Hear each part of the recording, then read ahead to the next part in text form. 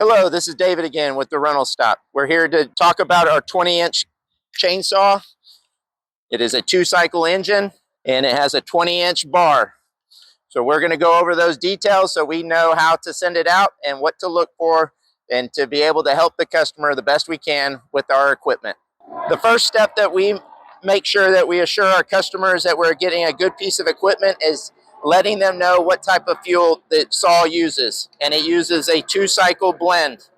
We want to make sure the customer sees that it's a 2-cycle blend by putting it in a clear container so there is no confusion on what type of fuel it is. The second step is making sure that the saw has lubrication with the bar oil. We send out bar oil to make sure that it will lubricate the bar and the chain. The third step is to make sure that the chain is on properly as the chain is pointing away from the saw.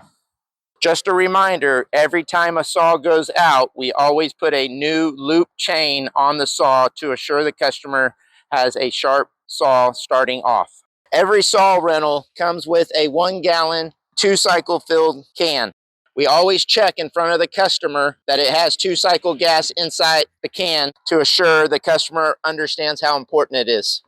We also send a scrunch tool to be able to loosen and tightening the chain to assure the customer keeps the chain able in this tightness. The first step on starting the saw is to push and pull down the choke lever all the way down into the choke mode.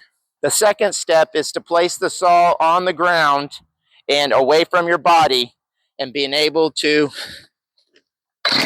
pull, hearing that sound where it wants to start. The next step is to, once we hear it, pull that up into this position right here where it's half choke. And we will start the engine.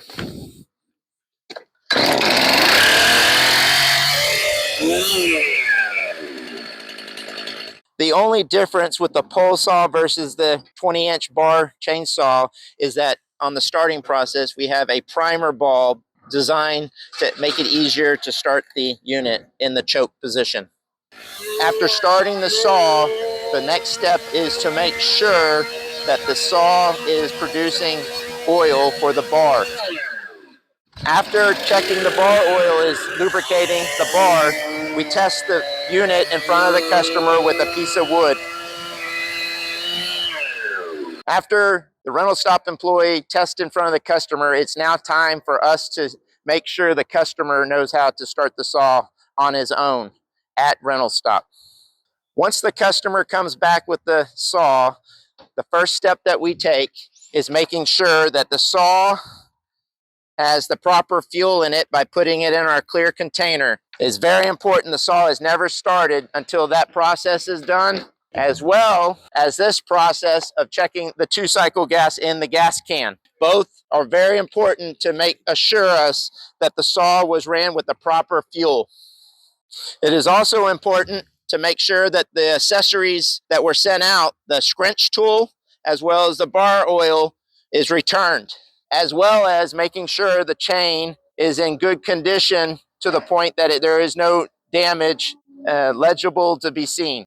Once all of the steps have been taken with the fuel and checking the equipment that's brought back, we want to start the saw in front of the customer.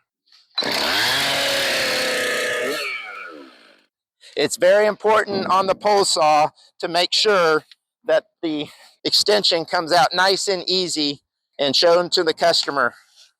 On return of the Polesaw, it is very important that the extension has been tested, that there is no bentness to the shaft.